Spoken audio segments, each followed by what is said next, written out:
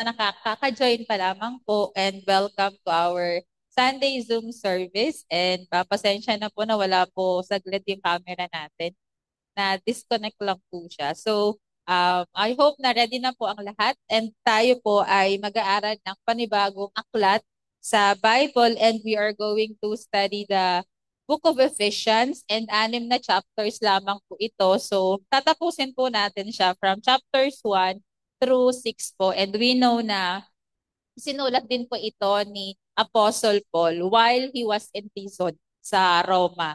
And last week po, Pastor Grace was able to discuss the importance on how we Christians should not act on being a legalistic one.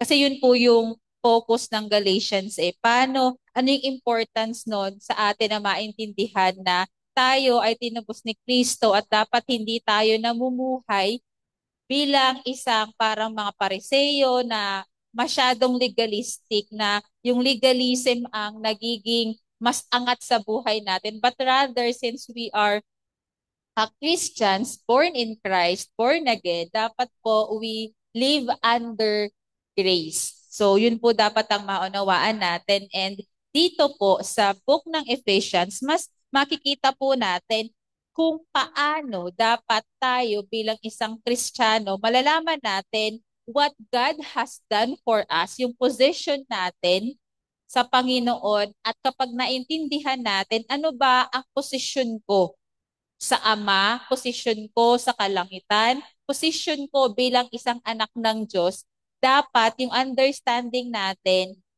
dapat po makikita yon the way we live our lives, the way tayo namumuhay araw-araw na dapat masasabi na I am worthy to walk in the life that God has called me to.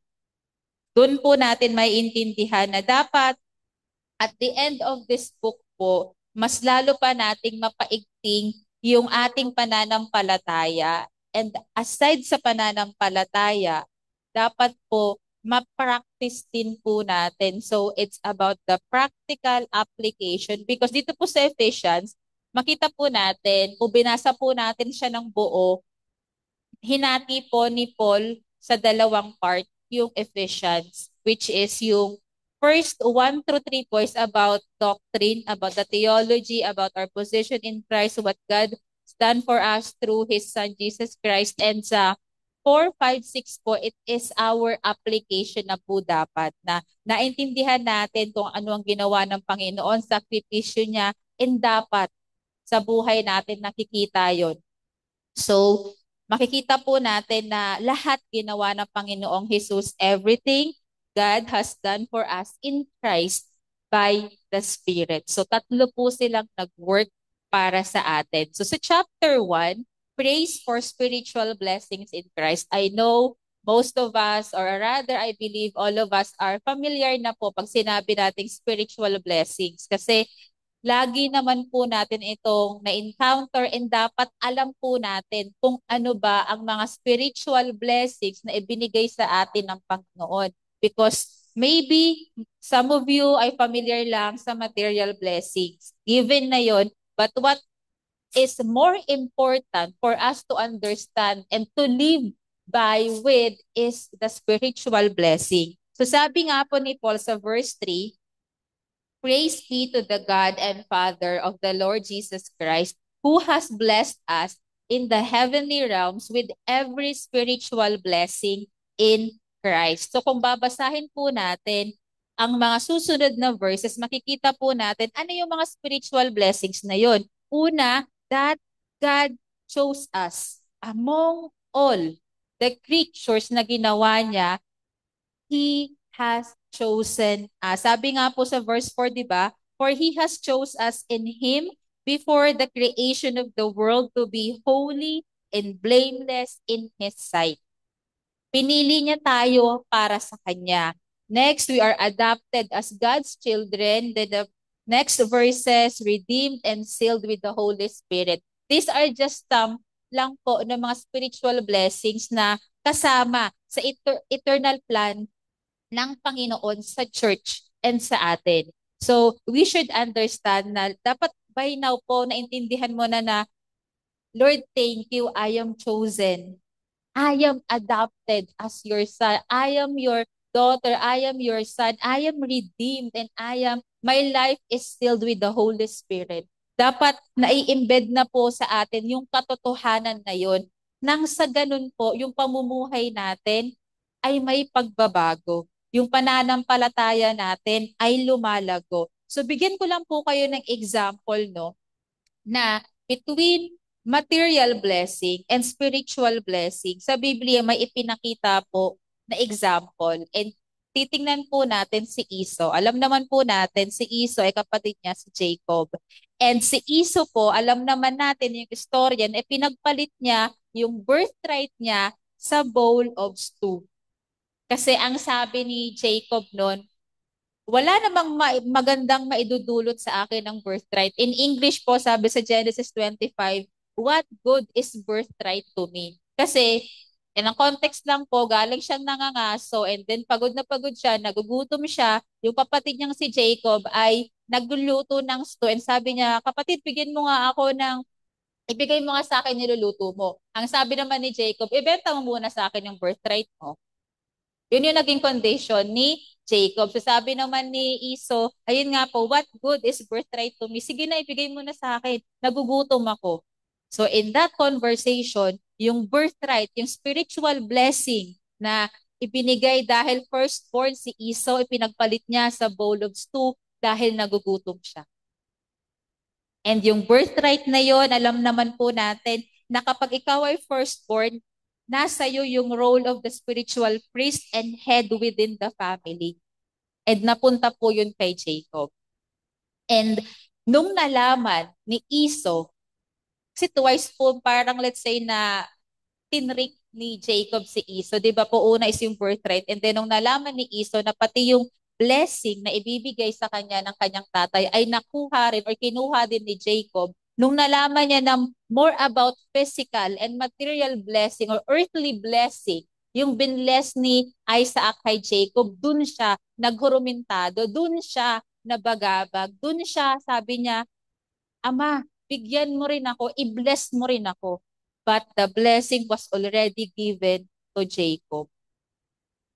Kung titingnan po natin, if we examine our lives, our heart per se, makikita natin what blessing is more important to each and every one of us. Is it the spiritual blessing that we have already in Christ because we have faith and we are born again in Christ?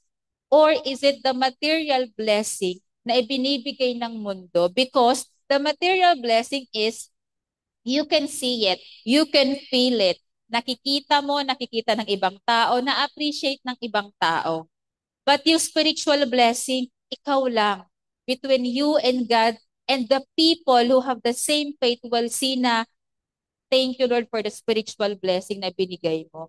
Let's examine our heart. What is more important to us right now? Knowing that we have the spiritual blessings or the material blessings. Kasi po kung makikita natin sa buhay ni Esau, mas naging importante sa kanya yung earthly blessing.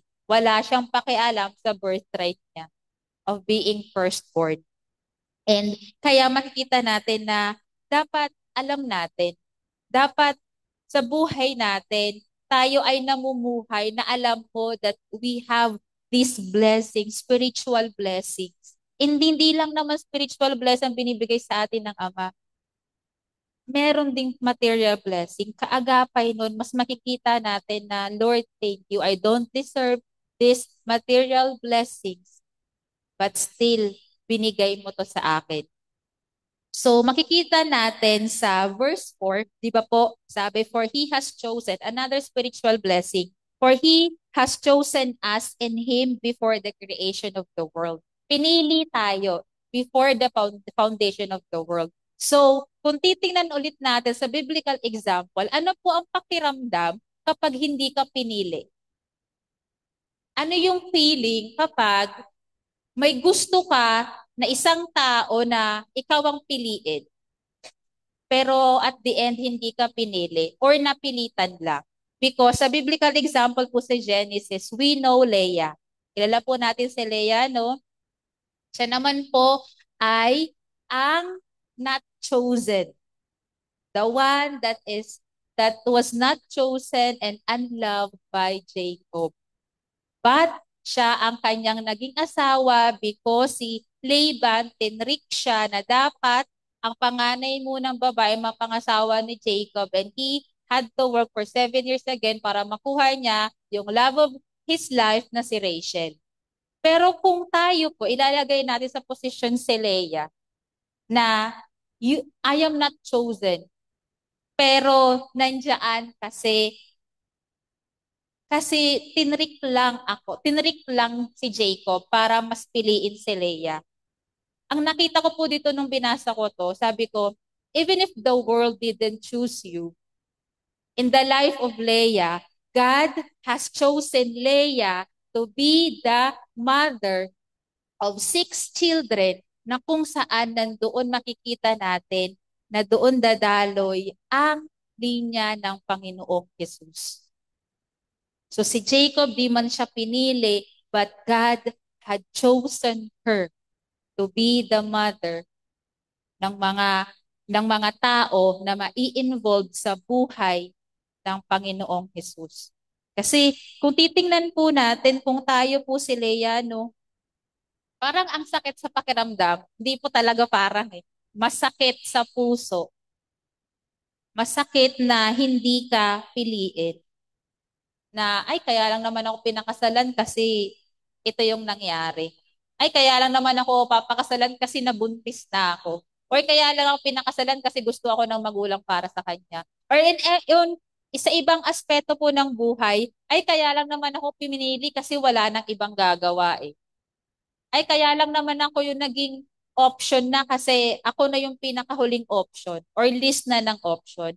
But remember, even if the world didn't choose you, remember that God has chosen you even the foundation, even before the foundation of the world. Kaya Christians, believers, we are chosen and we are desired by God because in love, ang sabi nga po sa verses 5 to 6, in love, He predestined us for adoption. Adoption to sonship through Jesus Christ in accordance with His pleasure and will, to the praise of His glorious grace which He has freely given us in the one He loves. So, pinili po tayo ng Panginoon. Pinredestin tayo for adoption. Yung adoption na po iyon is hindi lang dahil gusto tayo maging isang pamilya ng Panginoon or dahil wala tayong pamilya, para kinuha lang tayo ng Panginoon para magkaroon tayo ng pamilya. No. We are born into the family of God. That's why we were born again. Hindi lang yung adoption na, ay homeless tong batang to.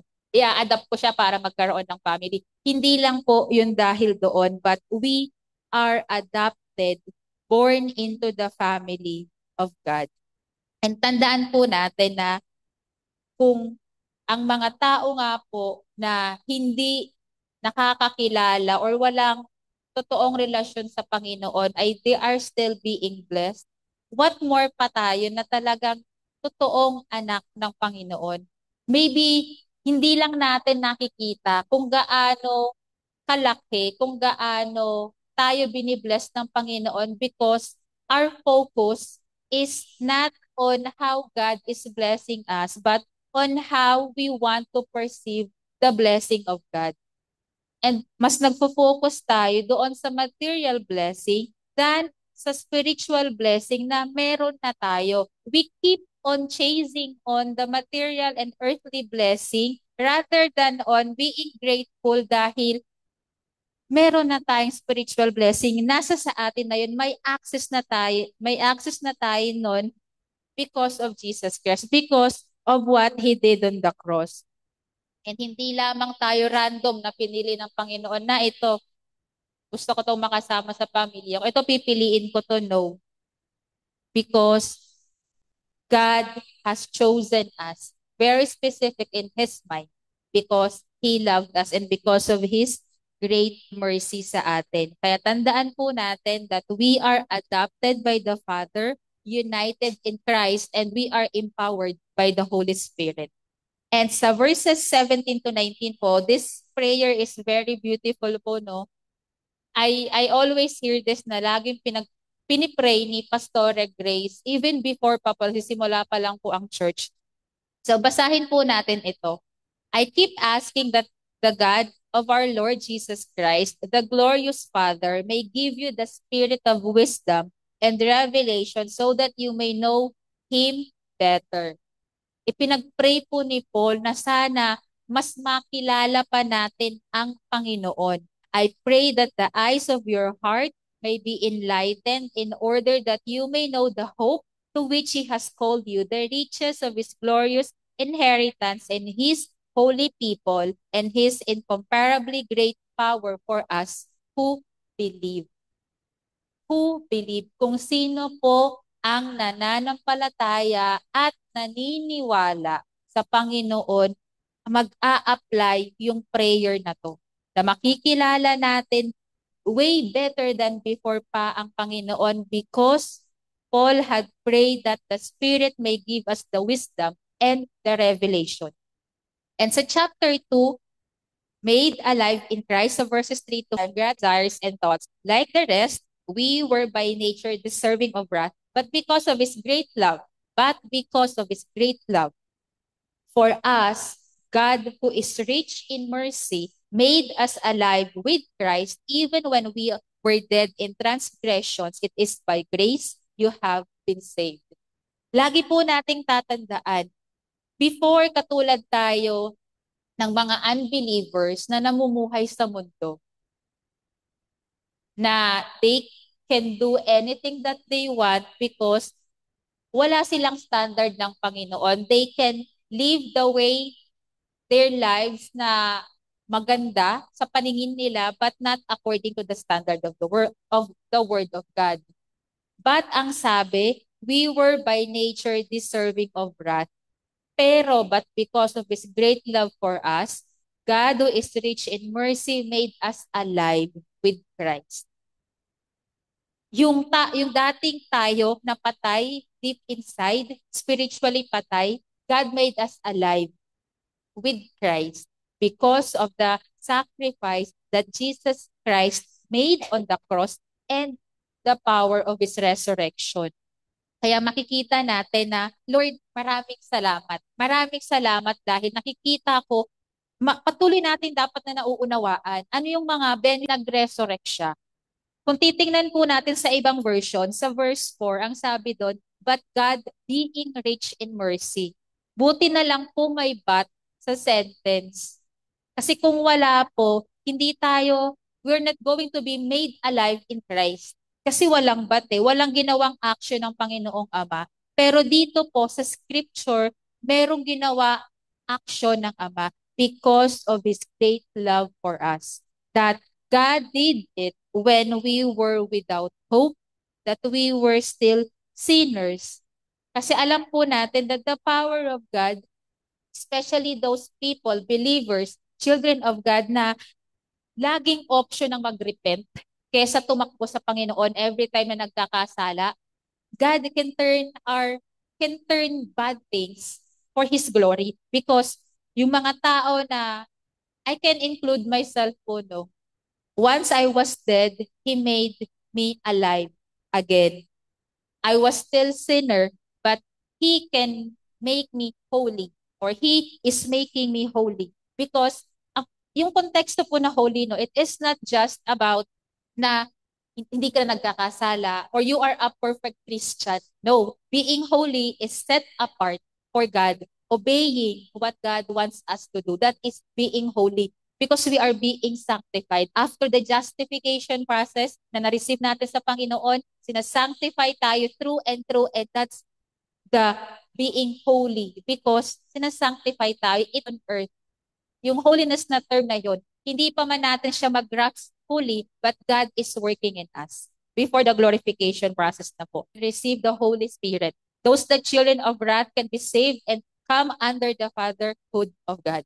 And sa verse 8 through 10 po, for it is by grace you have been saved through God. Alam na po natin ito, our salvation, not by works so that no one can boast, for we are God's handiwork, In other version, work of art created in Christ Jesus to do good works para gawin yung good works ng Panginoon, which God prepared in advance for us to do. So, when we were chosen before the foundation of the world, God has in mind na kung ano yung dapat nating gawin bilang isang tao, bilang isang anak niya na pinili niya na mabilong sa kanyang pamilya. Na, Ana, ikaw ganito, ganito, ganito. I never imagined myself po na gagamitin ng Panginoon. But siguro si Lord, yun na yung nasa isip niya before He has chosen me. Before ko pa malaman na tinawag ako ng Panginoon. Kaya bilang isang handiwork niya, I am doing and obeying what God has called me to do. Because meron tayo mga kasamahan na ipinapakita sa atin kung ano ba ang tawag ng Panginoon. Mas binibigyan pa tayo ng kalinawan kung ano ang giftings natin, kung ano ang calling natin. Aside po from, syempre, generally, we are called to follow God. But meron po tayo mga specifics and yung mga leaders po natin, yung mga teachers po natin, tinutulungan tayo na ma-discover natin yung sa buhay natin. Because we are not baby Christians anymore, we have to mature in Christ na. And how we are be able to mature in Christ is through deep diving the Word of God. Soaking our spirit in the Word of God. Kaya kung makikita po natin, it's still the mercy of God that brings salvation. It's, di ba, lagi po sa ating sinasabi, alam natin na salvation is free. It cost someone for us to receive that salvation free. And that someone, who's Jesus Christ, had to pay the price. Yes, salvation is free gift for us natatanggap nun, but for that person who sacrificed himself, cost him para magkaroon tayo ng salvation. So wag na po natin kakalimutan or iti-take advantage lang na free natin natanggap to. Ano na lang pala yung ginawa ni Jesus Christ sa krus ng Kalbaryo para sa salvation na natanggap natin ng libre. Kapag libre ba, lagi na lang natin iti-take advantage. Kapag libre ba, hindi natin gift naman to eh. Hindi ko naman to hiningi. Free gift naman to. So, ibig sabihin ba, hindi na natin bibigyan ng free gift of salvation, someone has to be on that cross. Instead na tayo dapat. And sa succeeding verses po, sa verse 19, makikita po natin na pinakita ni Paul na merong wall or division between the Gentiles and the Jew. So ang sabi po sa verse 19, you are no longer foreigners and strangers, but fellow citizens with God's people and also members of His household. So makikita po natin, sino po ang Gentile? Tayo po iyon. Buti na lamang at tayo mga Gentiles ay kasama sa family of God. Hindi lang siya exclusively sa mga Jewish. Dahil ang sabi, you are no longer foreigners and also members of His household. So, hindi mo pwede sabihin na illegitimate tayo because we have the sonship na, ay, dinagdag lang naman ako sa family. No, for those people who feel abandoned or feel na they are unloved, especially po sa na everything that they are feeling na they are unloved, they are not chosen, they are abandoned by the people whom they want to receive love and affection. If only they knew na naghihintay lang ang Panginoong Ama sa kanila na makita nila na nandito lang ako. Kaya nga po nandito rin tayo, mga lingkod ng Panginoon, to spread the gospel, to let them know. Because that's the good news of the people din na hindi lang ako, hindi lang tayo sa CRCM family ang dapat nanginginabang sa mga benepisyo rin na dapat ay makita rin ng ibang tao. And sa chapter 3, Paul the preacher to the Gentiles. And sa verse 6, this mystery is that through the gospel, the Gentiles are heirs together. Equal po tayo sa mga Jews. Sinabi po ni Paul, yung mystery na nakita po natin sa book of Ephesians is that through the gospel, the Gentiles are heirs together with Israel, members together of one body, and shares together in the promise in Christ Jesus.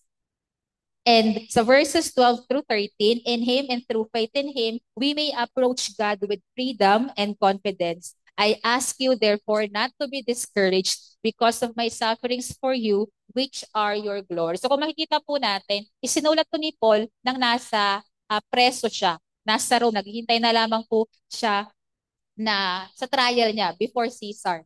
Pero ang sabi ni Paul, therefore, do not be discouraged because of my sufferings for you, which are your glory. So kung hindi po ito isinulat ni Paul, paano natin malalaman the mystery that we Gentiles, we are equal and we have the freedom and confidence to approach God?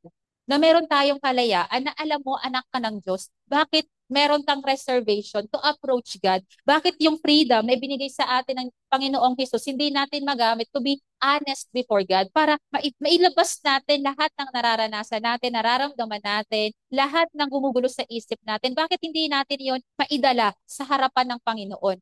We have the freedom and confidence dapat to approach the throne of grace ng Panginoon. Kasi anak niya tayo, naghihintay siya na, Ana, sabihin mo, what's bothering you? What's keeping you just sitting there waiting na pumunta tayo sa Kanya at maging open, maging honest. Kasi nga po si Paul sa sufferings niya, hindi niya iniisip yung sarili niya, but iniisip niya, this is for the future believers. Na kapag nabasa to ng mga tao, magkakaroon sila ng encouragement, magkakaroon sila ng lakas ng loob na lumapit sa Ama. Because the freedom of speech na pinakita rito ni Paul is the freedom that we have to express ourselves, our very own life before God.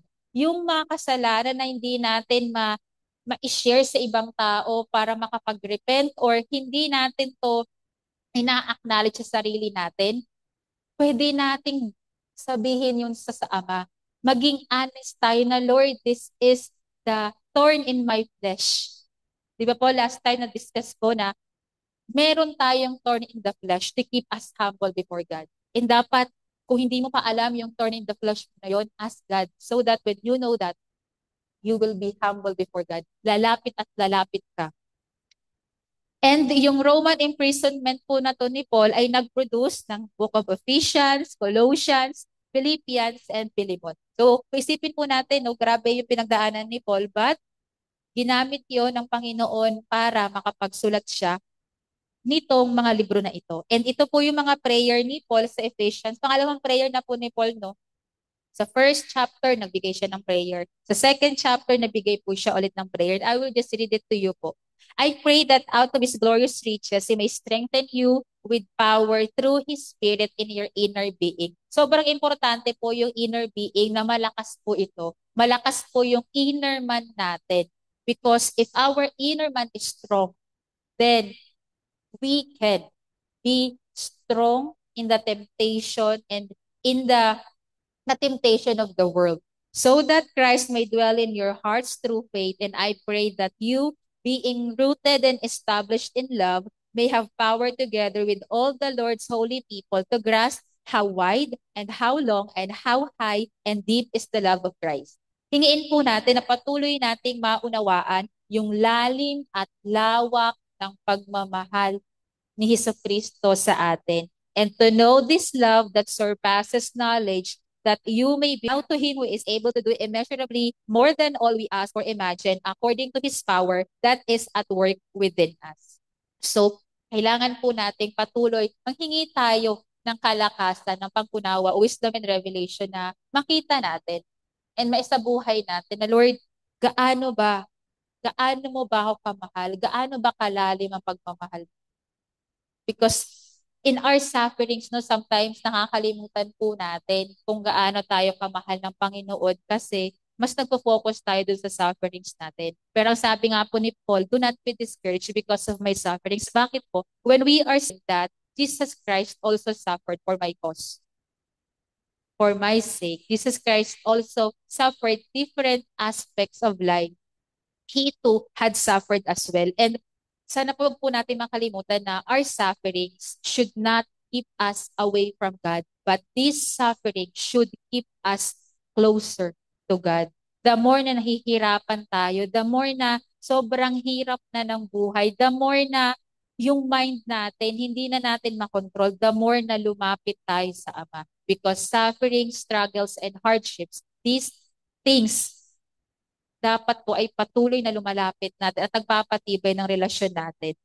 And sa chapter 4, it is about the unity and maturity in the body of Christ. So this is, Paul is expecting us how to respond to all that God has done. So from chapters 1, 2, 3 po, ipinakita ni Paul, ano po yung standing natin sa Panginoon? Ano yung position natin sa Panginoon? And now we know that our position in Christ dapat naapektuhan nun or dapat may result yung knowledge and understanding natin sa position in Christ natin sa buhay natin bilang isang Kristiyano. And dun po papasok yung practical way of living natin bilang isang Kristiyano. Practical way in a way na hindi tayo nagiging legalistic sa buhay natin. So Paul spent 3 chapters spelling out in glorious detail all that God did for us freely by His grace. And now, ito na po yung call to action sa atin on how we should respond sa lahat ng ginawa ng Panginoon. So sa verse 1, ang sabi ni Paul, as a prisoner for the Lord, then I urge you to live a life worthy of the calling you have received. So Paul urged the people in Ephesus, place, sa Turkey po siya.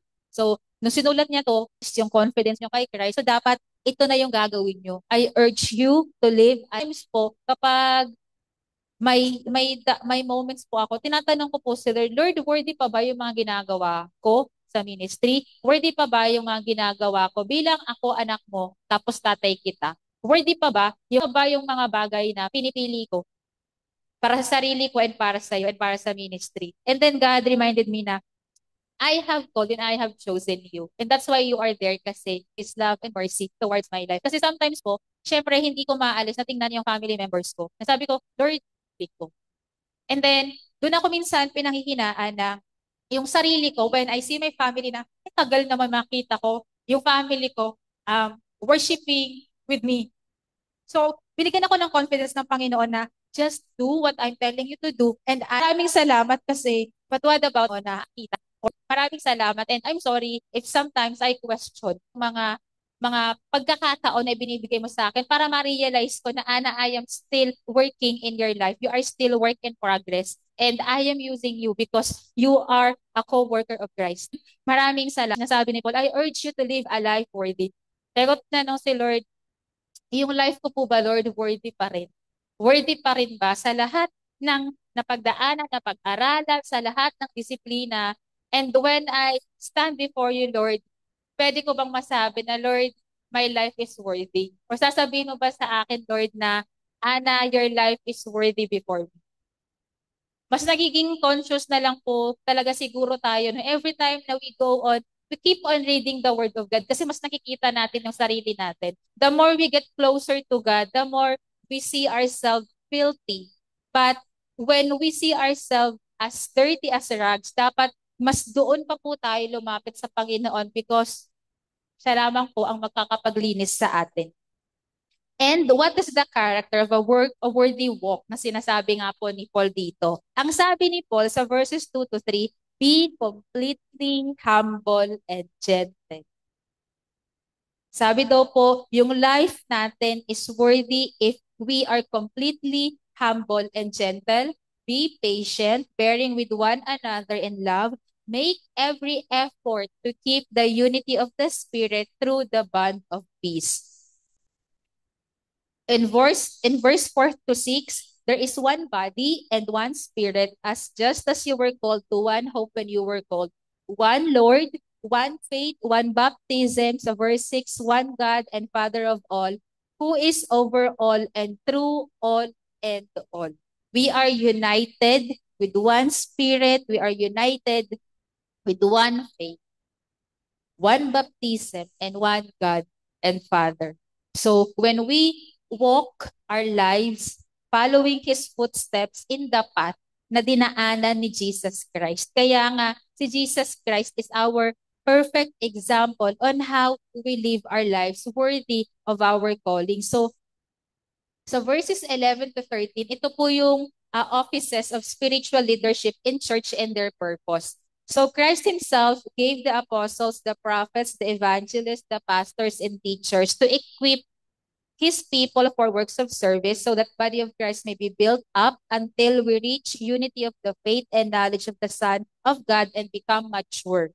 Become mature daw po.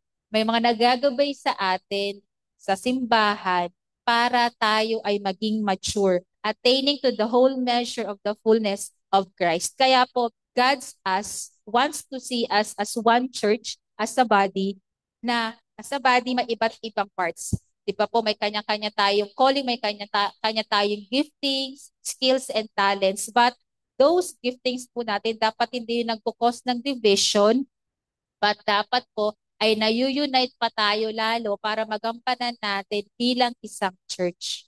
We are one body.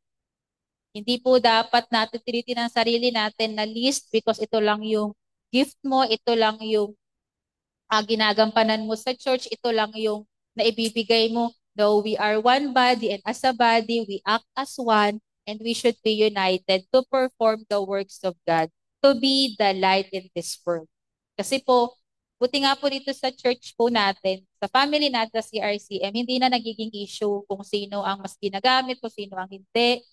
Pero mas nakikita po natin na dahil nga po sasabi sa salita ng Panginoon, we should be one, united in love.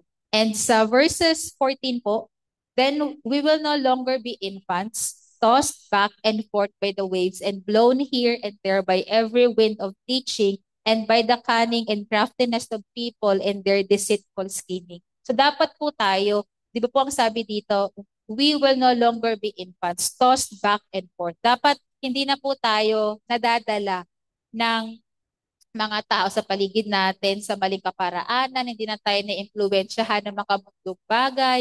Dapat po yung mga decision making natin lagi na according to the standard ng Panginoon. Dapat po hindi na tayo mas naniniwala sa mga tao na makarisma lang, especially po, no, I'll just take this opportunity since magkakaroon na naman po tayo ng eleksyon.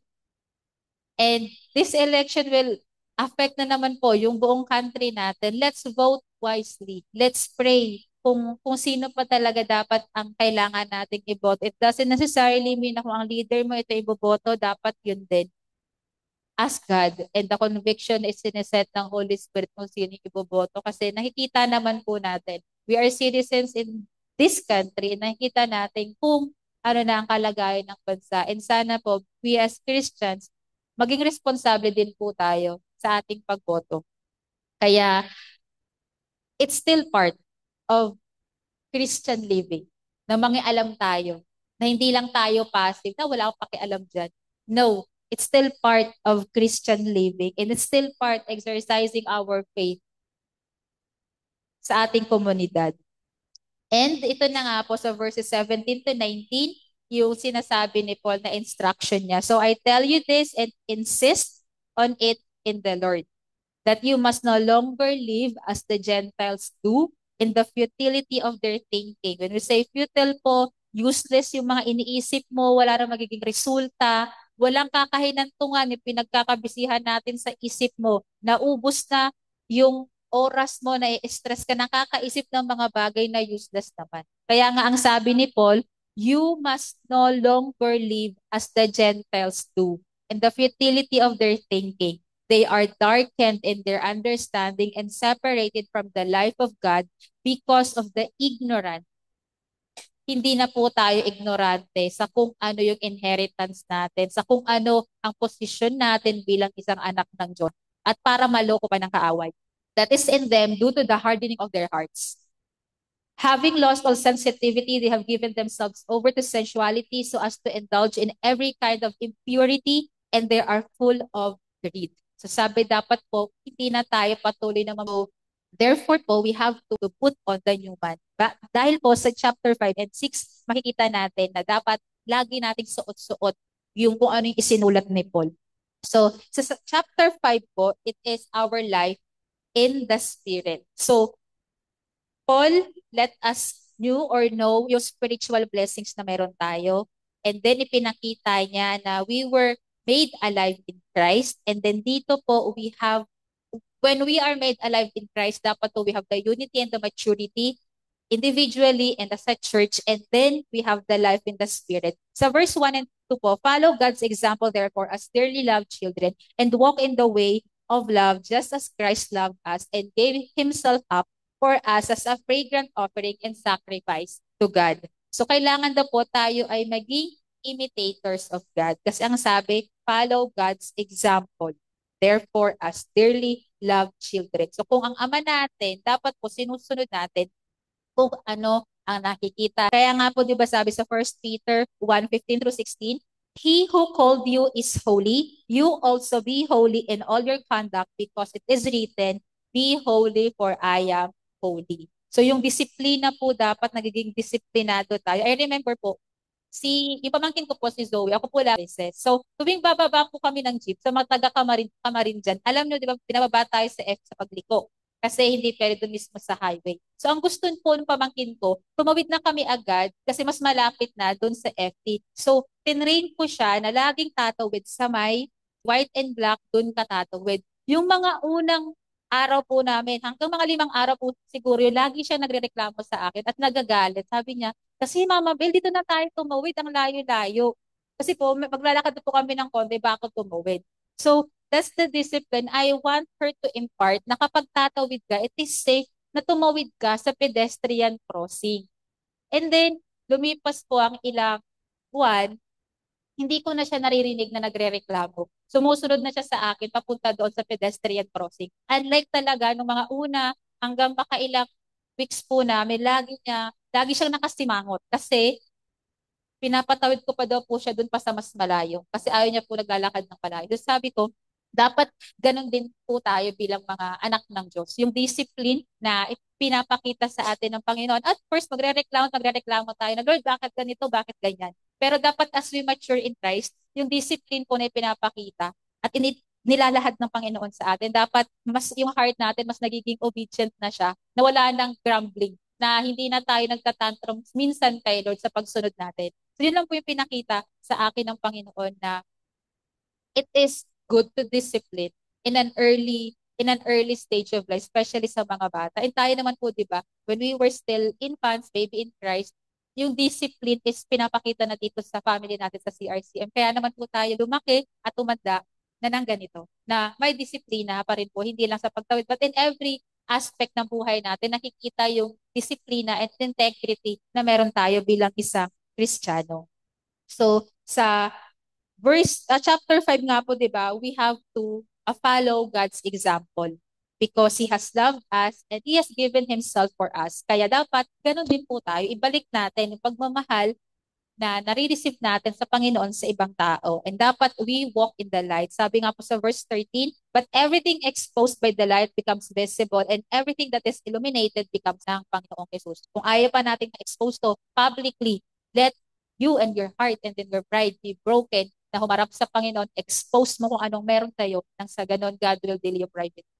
And walking in the light means be very caring ngayon. Paano na nga ba? Ang sabi ni Paul, be very, how we prioritize yung wise but as wise. Light. Sino yung light? Tayo ng salita ng Panginoon para alam natin Christ is walking with us side by side. Tapusin ko po sa verse 16, making the most of every opportunity because the days are in the Lord's will is. Yung real wisdom po natin bilang isang Kristiyano is when we know. The real wisdom is when we understand the will of God sa buhay. Huwag daw po tayo maging unwise and heart and in the Spirit. Sabi nga po sa verse 18, be filled with the Spirit. Verse 20, always giving thanks to God the Father for everything in the name of our Lord Jesus Christ. So dapat daw po, ganun tayo mamuhay. We walk in the light. We walk in the light day by day. And sa verse 21 po, it is about na po sa instruction for Christian's household about the husband and the wife. The wife should submit the husband and the husband should love his wife just Jesus Christ loved the church.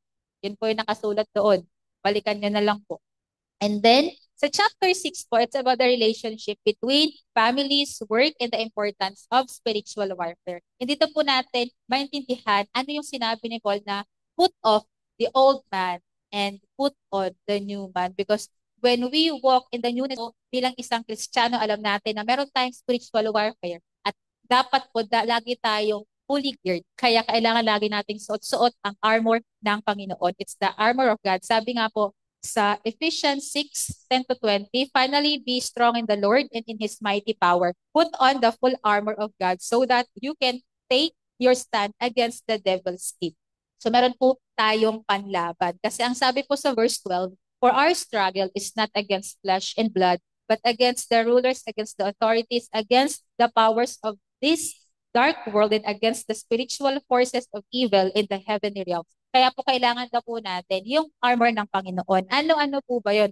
I know po na familiar naman po sa atin lahat to. Magsisimula tayo sa belt of truth, sa breastplate of righteousness, sa shoes of gospel of peace, shield of faith, helmet of salvation, and sword of the Spirit. So kung titingnan po natin, kaya siguro po ito na isulat ni Paul, yung armor of God. Kasi di ba po si Paul, nakakulong siya. And yung mga Roman guards na nagbabantay sa kanya, nakafull full na magkaroon ng riot or may gustong tumakas. So sabi ko, siguro doon ginamit ng banal na espiritu na maisulat tong armor of God. Head to toe, they are protected. So tayo bilang isang soldier ng Panginoon in the battle, in the warfare, dapat we are also protected from head to toe. We have the offense and the defense weapon. And kung umpisahan po natin sa belt of truth, sabi ko, kung yung belt of truth siya, unang-una po siya. And then nung sinearch ko po, yung ano yung armor ng Roman armor, sa belt of truth daw po nagsisimula para ma-place on hold yung ibang garments. So kung titingnan po natin biblically, ano yung a belt of truth? Ang sabi po sa verse 14, stand firm then with the belt of truth buckled around your waist because it holds everything together. So yung belt of truth po is the word of God and it holds the other parts of the armor in place. So if you have the word of God buckled in your waist, then everything na po ng mga iba't ibang garments na sa armor is naka-hold in place. Yung susunod po is yung breastplate of righteousness to protect our heart for us to live righteously po. And the shoes of the gospel of peace for us to be prepared to share the gospel. The shield of faith to extinguish the enemy's fiery darts. And the helmet of salvation protecting our mind. Alam po natin na sa mind po natin nagsisimula yung battle zone, yung war zone. Kaya if we have the helmet of salvation, then our mind is protected and we have the assurance of the salvation that we have in Christ. And last po is the sword of the Spirit. And the word of God is our only offensive weapon. And we know that the word of God is like a sword, a double-edged sword. Alam po natin di ba? Active, living and active, sharper than any double-edged sword. So ito po ang panlaban natin. And yung pinakalas po is the unseen weapon po natin is our prayer. It is very important for us to pray. Kaya nga po ang sabi sa verse 18, and pray in the Spirit on all occasions. Because even if the prayer is unseen, that is one of the weapons na ibinigay sa atin ng Panginoon para tayo ay patuloy na manalo, patuloy na maging victorious sa laban ng buhay because again, we have the spiritual warfare that we have to overcome sa buhay natin. And sa lahat ng po ito, sabi sa Ephesians 6:13, therefore, put on the full armor of God so that when the day of evil comes, you may be able to stand your guard and after you have done everything, stand. Ginawa mo na ang lahat, but after everything, stand. Pinakita po sa akin ng Panginoon na stand without taking off your armor. We have to stand still even if we did everything with the armor of God put on sa buhay natin from head to toe. Minsan kasi kapag pagod na tayo sa laban, we take off yung helmet, yung belt, yung breastplate, yung sandals natin, yung sword natin, binibitawan na natin. But ang sabi dito is to stand. We have to stand still with the armor of God because the defeat will surely come to us if hindi natin suot ang armor ng Panginoon. Kaya nga ang sabi ni Paul, therefore put on the full armor of God so that when the day of evil comes, you may be able to stand your ground and after you have done everything, stand still with the armor of God. still in your life. Huwag nating bibitawan yung sword natin, yung only offensive weapon natin. Huwag nating bibitawan yung sword of the Spirit. Huwag nating bibitawan kung ano yung pinangako ng Panginoon sa atin.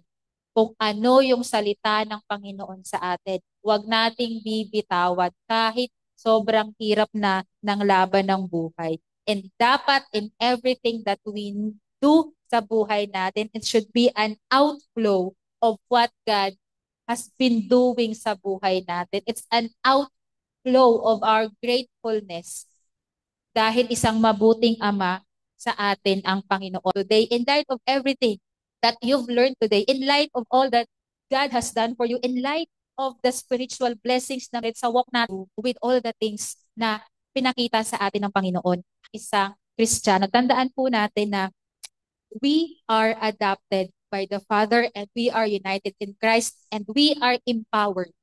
We are empowered by the Holy Spirit. So I hope po na itong book ng Ephesians, kahit maiksi lang po, balikan po natin yung mga salita ng Panginoon nang sa ganun po tayo po ay mamumuhay lagi. Because we know that we are victors, but sometimes in our life, we don't see that we are victors. We see ourselves as victims, but you know the facts, you know the truth, you know the reality. Do not let the enemy or the world scheme you again.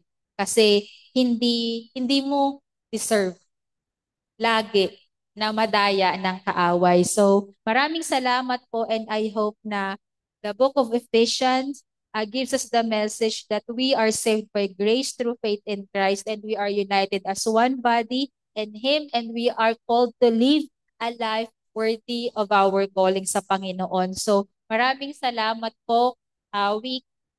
Maraming salamat po sa lahat ng nakatapos ng ating uh, Sunday service and I hope po that we are going to continue to live worthy of our life sa calling ng Panginoon, united with Christ. So maraming salamat po and let's not forget to pray with one another. Isingit ko lang po, no, yung huling part po pala nito, naalala ko lang, part po ng Ephesians 6 is nanghingi si Paul, ang hiningi niya lang is panalangin.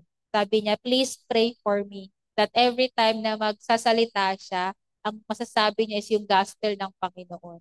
So kahit nasa prison cell po si Paul, hindi niya sinabi sa mga readers niya na please pray for me na marilis ako, please pray for me na mas maging madali ang buhay ko. Ang sabi niya is please pray for me na every time nabubuka yung bibig niya is ma-share ang gospel.